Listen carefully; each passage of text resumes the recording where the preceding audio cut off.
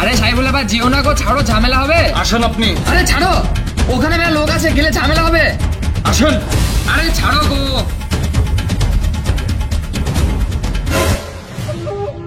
তুমি আমাদের ইমাম সাহেবকে কি বলেছো? তোমার বাড়িতে পালি খাইনি বলে তুমি মসজিদে কি অপমান করেছো, আর বলেছো মসজিদ থেকে বের করে দেবো। 100 বার বের করে দেবো। ও একজনের বাড়ি পালি খাবে, আরেকজনের বাড়ি পালি খাবে না, তা বের করে দেবো না? তা তুমি সুদ খাবা, লোকের টাকা মেরে খাবা, তা তোমার বাড়িতে পালি কিসের জন্য খাবে? আরে আমরা কমিটির লোক, আমরা কেশিয়ার লোক, ওকে রাখবো কি না রাখবো সেটা আমাদের ব্যাপার। তুমি কমিটি নাই, কিছু নাই, তুমি কেন ফুটুর ফুটুর করছো? তুই ক্যাশিয়ার আছিস বলে যা ইচ্ছা তাই করবি? কি বলছিস? আরে ভাই ঝামেলা করো, ছাড়ো গো, ছাড়ো। আরে ছি ছি ছি, ছাড়ো, ছাড়ো। তোর এত বড় স্পর্ধা, তো আমার গায়ে হাত দিয়েছিস। আমিও কেশিয়ার পদে আছি, তুকে যদি গ্রাম থেকে না তাড়াতে পারি, আমার নাম সাবির উদ্দিন। আসেন। ও মেম্বার সাহেব, আপনার সাথে কিছু কথা আছে আমার। বল। সাইফুল্লাহ তো খুব বাইরে বেরিয়েছে, ও আমাদের মসজিদের কমিটির ভিতর মাথা হয়ে তাই সেখানে। কি হয়েছে রে? আর আমাদের সে মৌলানা সাহেব একজনের বাড়ি পালি খাবে, একজনের বাড়ি পালি খাবে না। আমরা এখন ডিসিশন নিয়েছি যে তাকে মসজিদে রাখবো না। ওই সাইফুল্লাহ কোথা থেকে এসে এর মাতব্বরি করতে আসছে। আমরা কিসের লেগে ইমাম সাহেবকে রাখতে হবে বলেন? আরে কেমন ইমাম সাহেব রে? একজনের বাড়িতে পালি খাবে, একজনের বাড়িতে খাবে না? তাহলে সে তো বেশি পাকামি করছে। ওকে মসজিদে রেখেই বা কি লাভ? ওকে তাড়ে দিতে হবে। এতে বা সাইফুল্লাহ মাতব্বরি করার কে? সেইটাই তো কথা। সাইফুল্লাহ এখন আমার সাথে হাতাহাতি করতে আসছে, ও মলালি করার কে? বলিস কি? ওর খুবের পাখনা গজাইছে নাকি? ইমাম সাহেবকে কোন যুক্তিতে মসজিদে রাখতে চাইছে আমি জানতে চাই ওর কাছে। চল তো দেখি, চলো।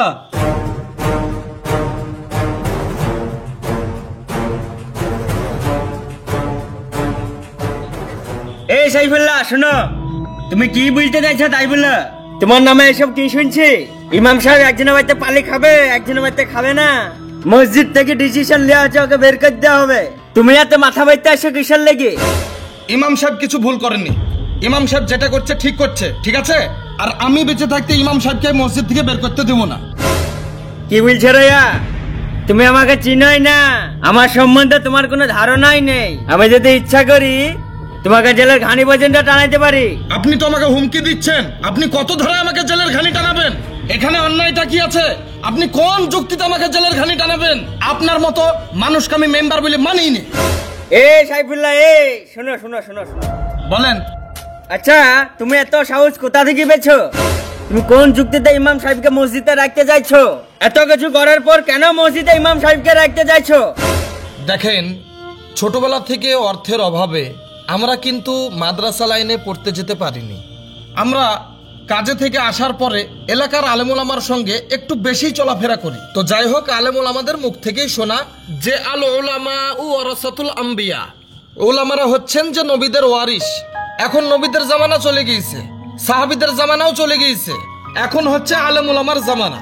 আমরা সকলেই কিন্তু শেষ নবী মুহাম্মদ সাল্লাল্লাহু আলাইহি সাল্লামের উম্মত। এখন ইনি আমাদের মসজিদের ইমাম সাহেব।